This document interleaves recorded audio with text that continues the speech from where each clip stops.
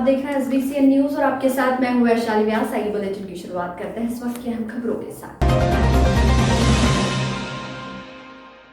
मंदसौर जिले में कड़ाके की ठंड ने आफत बढ़ा दी है। सर्दी के सितम में रहवासियों को घरों में ही दुबकने पर मजबूर कर दिया है। लोग दिन भर अलाव का सहारा ले रहे हैं। सितमगढ़ सर्दी ने पारे को 6 डिग्री तक पहुंचा दिया है। घने कोहरे ने जहां सड़कों पर चलना दूभर कर दिया है, वहीं बाजारों में सन्नाटा बस रहा है। बीते बुधवार को न्यूनतम तापमान 6 डिग्री तक पहुंच गया। कोहरे ने मुसीबत बढ़ाई तो खेतों में बर्फ की चादर जम गई। सर्दी का सितम इतना कि खेतों में सिंचाई के लिए बिछाई गई पाइपलाइन में पानी की जगह बर्फ निकल रहा है।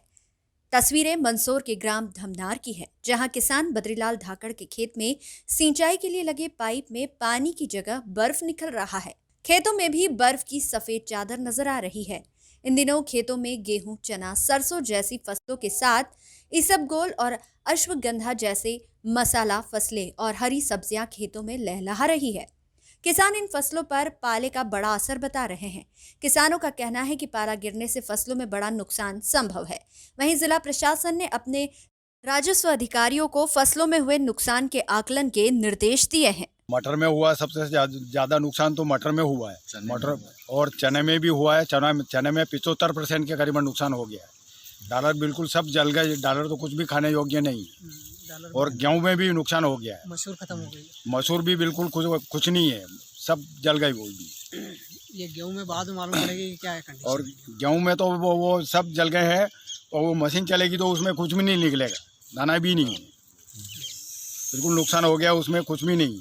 और मटर की तो आप देख लो, ये हालत मतलब हो गई। और मोटर भी चल रही थी, उसमें भी वो पाइप में पानी जमा हुआ है। मोटर चलाई तो पाइप में वो जमा हुआ बर्फ निकला। इतना जोरदार खतरनाक पाला गिरा है। देखो, पाला आज ही नहीं गिरा है, कल भी गिरा है।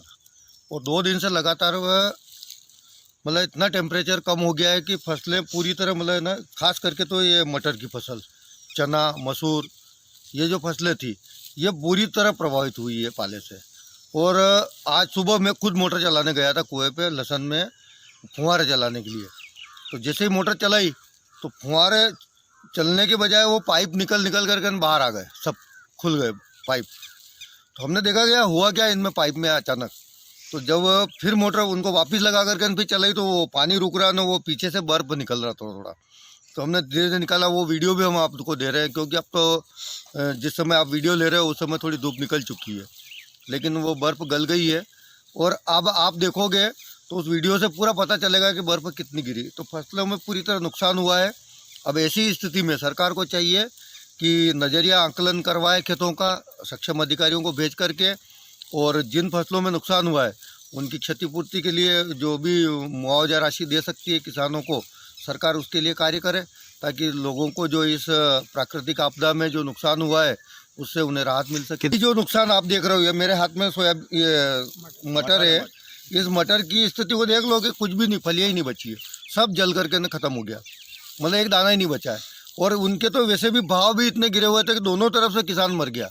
क्योंकि अभी स्थिति ऐसी बनी हुई है कि मटर जल गए तो भी वही स्थिति, और भाव गिरने से भी वही स्थिति बनी हुई थी। अब दूसरी फसलों से थोड़ी सी उम्मीद थी, तो गेहूं में भी नुकसान हो गया है। इधर आप चने के अंदर नुकसान हो गया, मसूर के अंदर नुकसान हो गया। गेहूं का नुकसान अभी हम वर्तमान में अपन डायरेक्टली नहीं देख सकते हैं, लेकिन जब थ्रेशर चलेगा तब पता चलेगा कि केवल वो सूखला ही निकलेगा, केवल और कुछ भी नहीं निकलने वाला है। मंदसौर जिला कलेक्टर मनोज पुष्प के द्वारा मीडिया को जानकारी देते हुए बताया गया कि जिले के अंदर बिना अनुमति के कोई भी रैली नहीं निकाली जाएगी और न ही किसी को परमिशन दी जाएगी। कुछ बदमाशों के खिलाफ जिला बदर की कार्रवाई की गई है और लगातार बदमाशों के खिलाफ प्रशासन द्वारा कार्रवाई चल रही है। दरअसल विगत दिवस जिले के गांव डोराना में राम मंदिर निर्माण को लेकर निकाली जा रही हिंदू जन जागरण रैली के दौरान हुए विवाद के बाद जिला पुलिस व प्रशासन अलर्ट है। फिलहाल डोराना सहित जिले भर में शांति का माहौल है।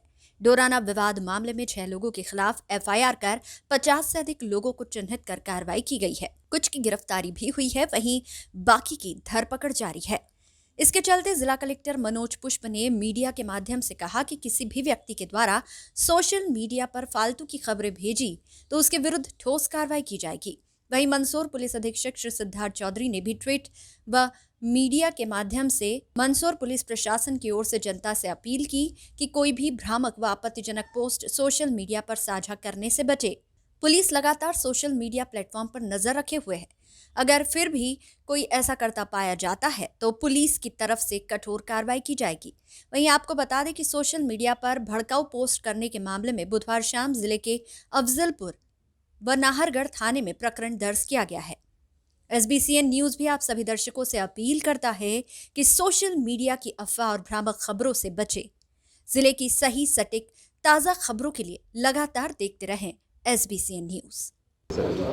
वर्तमान में स्थिति बिल्कुल नियंत्रण में है और हमारी पूरी उस पर निगाहें हैं और जो भी असामाजिक तत्व इसमें अगर थोड़ा भी अगर कुछ उपद्रव करते हैं तो निश्चित रूप से हम उसके सख्त कार्रवाई करेंगे। अभी हमने 6 अपराध पंजीबद्ध किए हैं और इस पे करीब 5 लोगों की गिरफ्तारी हो चुकी है और भी जो नामजद हैं और जो वीडियो की पहचान के बाद जो भी अपराधी बनेंगे उनकी हम गिरफ्तारी शीघ्र ही करेंगे। और आगे ऐसी घटनाओं की इस पे निगाह रखना, इनसे बात करना, कुछ 144 में हमने कुछ रखा है कि बिना परमिशन के कोई भी रैली जुलूस इस तरह का प्रदर्शन न हो और इस पे हम जो है सख्त वैधानिक कार्रवाई करेंगे और आज के बाद इस तरह की कोई भी रैली नहीं निकलेगी जो भी अनुमति जिसकी न हो। बताया जा रहा है कि उसमें पहले से ही जो इनपुट था तो कुछ दिन पहले से मैसेज वगैरह भी चल रहे थे, तो इसको लेकर क्या पुलिस नहीं, हमारे पास सतर्कता पूरी तरह से थी, पर्याप्त पुलिस बल भी लगाया गया था, संख्या इनकी अधिक थी। अचानक ही उनमें से कुछ उपद्रवी तत्वों द्वारा जो है बदमाशी की, पुलिस ने वहाँ पे उनको रोका भी और उसके बाद ही स्थिति नियंत्रण में आया। अगर पुलिस बल नहीं होता तो बड़ी घटना भी इसमें संभावित थी। पुलिस ने इसमें अपने पूरी तरह से सजगता और तरीके से काम किया है, जिसके लिए पुलिस बल को भी बधाई देना जरूरी है। जो नामजद रिपोर्ट्स हुई हैं जो फरियादी द्वारा उन पर हुई है और हम लोग इसका परीक्षण कर रहे हैं। प्रदेश में इसी तरह की जो घटना घटी उनके वीडियोस मंदसौर के नाम से वायरल किए जा रहे हैं, इसका आपको आईपी बिल्कुल उसमें IPC के अंतर्गत अपराध है और अगर कोई भी ऐसी घटनाएं होंगी तो उनके खिलाफ सख्त से सख्त कार्रवाई होगी। नहीं, फेल्योर नहीं कहेंगे इसे, क्योंकि ये तो घटनाएं तब होती हैं जब अचानक ही कुछ हो। यहाँ पे पुलिस ने तैयारी भी कर रखी थी, पुलिस बल भी आवश्यक लगाया गया था। मैंने पहले भी कहा कि इसमें उपद्रवी तत्व शामिल थे और उन लोगों ने जब घटनाएं की तो पुलिस द्वारा उन्हें रोका गया, न सिर्फ रोका गया बल्कि उनको वहाँ से तितर बितर भी किया गया। ये वहाँ उपस्थित पुलिस बल द्वारा ही संभव हो पाया। पुलिस ने तत्परता से वहाँ पे काम किया है। अभी हम इस पे विचार कर रहे हैं और वह कि यहाँ पे क्या करना चाहिए। अभी फ़िलहाल वहाँ पे पुलिस बल तैनात है और निगाह रखी जा रही है, पर्याप्त सतर्कता है। अभी नहीं है, इसका हम परीक्षण कर लेंगे, लेकिन मैंने आपको पहले ही बताया पुलिस बल द्वारा ही उनको वहाँ पे नियंत्रित किया गया। पुलिस बल नहीं होता तो वो नियंत्रण में कैसे आते, आखिर इस पर भी विचार कर सकते हैं। अभी फ़िलहाल तो सभी रैलियाँ स्थगित हो गई और इसमें अनुमति आवश्यक रहेगी और उसका रूट डिसाइड करना और उसमें कितना बल लगेगा इस आकलन करने के बाद ही उसकी अनुमति दी जाए। तो कल घटना हुई थी, उसको लेकर क्या? उसमें 6 प्रकरण दर्ज किए गए हैं और जो 57 लोगों के खिलाफ नामजद उसमें प्रकरण दर्ज किया गया है। गिरफ्तारियां भी की जा रही है, पुलिस बल तैनात है और स्थिति पूरी तरीके से नियंत्रण में है। कल रात में भी हम और SP साहब दोनों उस इलाके में भी गए थे, गांव में भी रुके थे हम लोग, तो स्थिति अच्छी है, कोई इशू नहीं है। वो इंसिडेंट तात्कालिक जो था उसके ऊपर फिर कार्रवाई की जा रही है। सर, क्या और वीडियो फुटेज के आधार पर कुछ कार्रवाइयाँ होगी आगे? कार्रवाइयाँ हो रही हैं लगातार। उसमें जो लोगों को नामजद आरोपी बनाया गया है उनके विरुद्ध गिरफ्तारी की कार्रवाई भी की जा रही है। और फिलहाल वहाँ शांति है? पूरी तरह शांति है और वहाँ भी और पूरे ज़िले में पूरी तरीके से शांति। आज आपने फ्लैग मार्च भी कंडक्ट करा? हम लोगों ने एक कल 31 भी है और ये तो प्रिकॉशनरी पूरे शहर में फ्लैग मार्च किया गया है और बाकी स्थिति पूरी तरीके से शांत है और कोई भी इशू नहीं है। तो सोशल मीडिया पे कुछ वीडियो भी वायरल हो रहा है, उनको लेकर कितना? उनको भी हम लोग कॉग्निजेंस में ले रहे हैं और लोगों को ये बताया भी है कि आप किसी भी तरह की ऐसी अफवाह फैलाने की या फितरत फैलाने की कोशिश न की जाए। लोगों को आगाह किया गया है और उस पर भी हमारी साइबर सेल की टीम जो है वो काम कर रही है और कोई भी अगर इस तरह की हरकत करेगा तो उसके विरुद्ध भी कार्रवाई कर रही है। तो रूमर्स को लेकर आपकी जनता से क्या अपील है? किसी भी तरह के अफवाहों पर ध्यान नहीं दें और अगर पूरी तरीके से ज़िले में स्थिति सामान्य है और कोई भी अगर अफवाह फैलाता है तो उसकी सूचना हमें दे। किसी भी तरह के अफवाह फैलाने वालों के विरुद्ध सख्त कार्रवाई की जाएगी। मंदसौर जिला एसपी सिद्धार्थ चौधरी ने साल के अंत में बुधवार को प्रेस से मिली कार्यक्रम में साल 2020 की क्राइम फाइल पत्रकारों के सामने रखी। इस दौरान एसपी चौधरी ने साल 2020 में हुए अपराधों के बारे में विस्तृत जानकारी मीडिया के समक्ष दी। एसपी चौधरी के द्वारा दिए गए आंकड़ों के अनुसार जिले में साल 2020 के दौरान हत्या के 25 मामले आए, जो 2019 में 16 ही थे। वहीं 2020 में हत्या के प्रयास के मामले 31 रहे, जो बीते साल कम थे। इसी तरह डकैती के मामले 4 आए, जिनकी संख्या पिछले वर्ष 2 ही थी। जिले में चोरी की घटनाएं 455 रही, जो बीते साल महज 207 ही रही थी। बलवा के 21 मामले हुए, जो गत वर्ष 16 पर थे। इसी प्रकार छेड़छाड़ के मामले 132 आए, जो बीते साल 131 थे। वहीं इस प्रकार गंभीर अपराधों में साल के अंत में इजाफा देखने को मिला। हालांकि इस दौरान एसपी चौधरी ने बताया कि हर अपराध को दर्ज कर रहे हैं और सभी प्रकार के क्राइम को कंट्रोल करने के लिए पुलिस पूरे प्रयास कर रही है। प्रेस से मिली कार्यक्रम में स्वागत उद्बोधन अध्यक्ष ब्रजेश जोशी ने दिया, वहीं संचालन उपाध्यक्ष संजय लोढ़ा ने किया। वहीं अंत में आभार ईश्वर रामचंदानी ने व्यक्त किया। इस दौरान शहर के सभी इलेक्ट्रॉनिक व प्रिंट मीडिया के सदस्य उपस्थित रहे। सर, प्रेस से मिले कार्यक्रम से आज मुखातिब हुए, क्या रहा, कैसा लगा सर? प्रेस के मित्रों से आज सौभाग्य मिला मुझे कि मैं यहाँ पे आया प्रेस क्लब में, और जो भी साल भर की पुलिस की कार्रवाई थी उसको हमने बताया, और जो भी प्रेस की जिज्ञासा थी उसे हमने बात किया। मंदसौर जिले के धुंधड़का में प्रसिद्ध खेड़ापति बालाजी मंदिर परिसर पर अखिल भारतीय पुजारी महासंघ द्वारा बैठक संपन्न हुई, जिसमें दलोदा तहसील के सभी मंदिर पुजारियों की समिति का गठन किया गया। पुजारी संघ की इस बैठक में तहसील संयोजक मुकेश शर्मा, करनाखेड़ी तहसील उपाध्यक्ष विजय शर्मा, दलोदा संगठन मंत्री प्रद्युम्न शर्मा, सचिव दया शंकर शर्मा, दलोदा मगरा मंत्री ब्रजेश शर्मा, रिछालाल मोहा कार्यकारिणी सदस्य, जितेंद्र दास बैरागी को नियुक्त किया गया। सभी नियुक्त पदाधिकारियों का फूल माला पहनाकर स्वागत किया गया। एसबीसीएन के लिए दलोदा से परमेश्वर सोलंकी की रिपोर्ट। आज पुजारी बड़ा संघर्षमय जीवन है। पुरातन काल में, प्राचीन काल में जब पुजारी भगवान की पूजा करता था तो राजाओं महाराजाओं द्वारा उनको भूमि जमीन दी ताकि उस पर वो खेती कर भगवान की सेवा पूजा कर सके, अपने परिवार का पालन पोषण कर सके।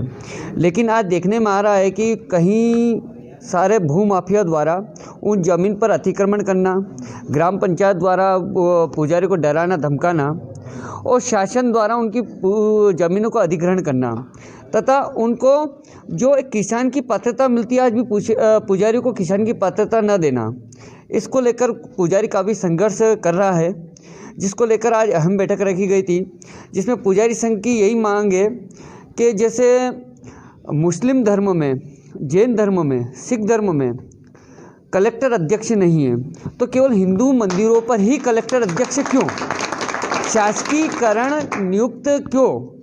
तो हमारी यही मांग, पहली मांग है कि हिंदू मंदिरों पर शासकीकरण ना हो, पुजारी का नाम चढ़ाया जाए, जो पुजारी को पात्रता मिली जाए, जो किसानों को पात्रता मिली गई है कि जो किसानों को सहयोग राशि प्रदान की जाती है, जो किसानों को मुआवजा मिलता है, वही सारी जो किसानों को शासन की तरफ से उपलब्धि मिलती है वो पुजारी को मिलना चाहिए। यही हमारी प्रथम मांग है।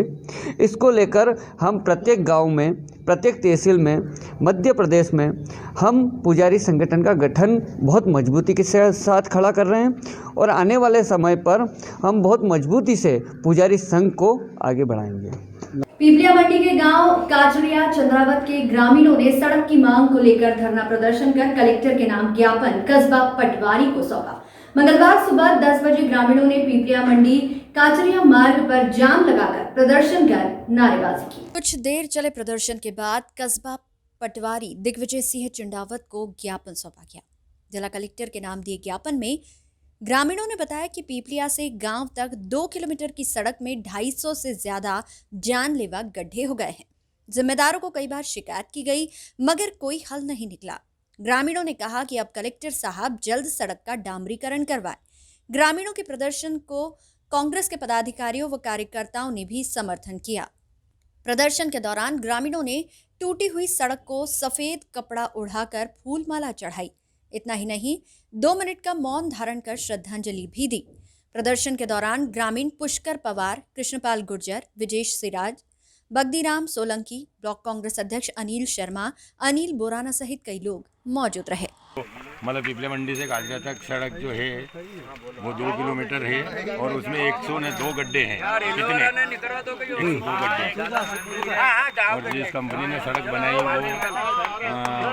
अच्छा माल मटेरियल नहीं डाला और ये सड़क जो है समय से पहले टूट गई। कब तक धरना चलेगा इसका? ये धरना बस ये मंडी आज से चालू हुआ है तो चलता ही रहेगा और आने वाले टाइम में जब ब्रिज का काम चलेगा तो सभी लोड इसी रोड पे पड़ेगा, सभी वाहन यहीं निकलेंगे। इसलिए शासन से निवेदन है कि ये रोड ब्रिज का काम चालू ना हो उससे पहले इसको पूर्ण रूप से कंप्लीट किया जाए। कोरोना काल के बाद शुरू हो रही रेल सेवाओं में पीपलिया मंडी नगर में रेल का स्टॉपेज नहीं होने से यात्रियों को बसों व अन्य वाहनों में यात्रा कर आर्थिक परेशानियां उठानी पड़ रही है। बीते दिवस रेल सुविधा विस्तार समिति के कार्यकर्ताओं ने DRM के नाम ज्ञापन स्टेशन मास्टर को देकर उदयपुर व भोपाल जयपुर एक्सप्रेस ट्रेनों के ठहराव की मांग की। स्थानीय रेलवे स्टेशन पर स्टेशन मास्टर पुखराज मीणा को दिए गए ज्ञापन में बताया कि एक्सप्रेस यात्री ट्रेन इंदौर, उदयपुर व भोपाल जयपुर का पूर्व में पीपलिया स्टेशन पर ठहराव था, किंतु वर्तमान में ठहराव को खत्म कर दिया है, जिससे नगर व अंचल के यात्रियों को परेशानी उठाना पड़ रही है। गौरतलब है कि रतलाम चित्तौड़ खंड में रेलवे को सबसे ज्यादा राजस्व भी पीपलिया स्टेशन से ही प्राप्त होता है। रामपुरा, मनासा, नारायणगढ़, बूढ़ा, टकरावत, कनघट्टी आदि के सैकड़ों यात्री नगर के स्टेशन से ही ट्रेन में यात्रा करते हैं। अतः उक्त ट्रेनों के ठहराव को पुनः शुरू किया जाए, अन्यथा रेल सुविधा विस्तार समिति द्वारा आंदोलन किया जाएगा। ज्ञापन का वाचन अध्यक्ष अनिल शर्मा ने किया। इस दौरान संरक्षक रमेश तेलगार, अनिल बोराना, अरुण मुंदड़ा, मंदसौर GRP निरीक्षक विजय मीणा व पुलिस बल तैनात रहा। SBCN के लिए पीपलिया मंडी से शंभू मेघ की रिपोर्ट। पूर्व में इंदौर, उदयपुर और भोपाल जयपुर दोनों ट्रेनों का स्टॉपेज यहाँ पर था। वर्तमान में अभी जो नए आदेश आए हैं, इन दोनों रात्रिकालीन एक्सप्रेस ट्रेनों का स्टॉपेज समाप्त कर दिया गया है। जो सुविधा दी हुई थी उसको छीन ली गई है और यदि यथावत नहीं किया गया तो रेल सुविधा विस्तार समिति इसके लिए आंदोलन करेगी और स्टॉपेज कायम कराने के लिए प्रयासरत है। आपका नाम और पद? रमेश तेलकार, रेल सुविधा विस्तार समिति संरक्षक। इस बुलेटिन में फिलहाल इतना ही। लगातार इस अपडेट्स के लिए देखते रहिए SBCN न्यूज। नमस्कार।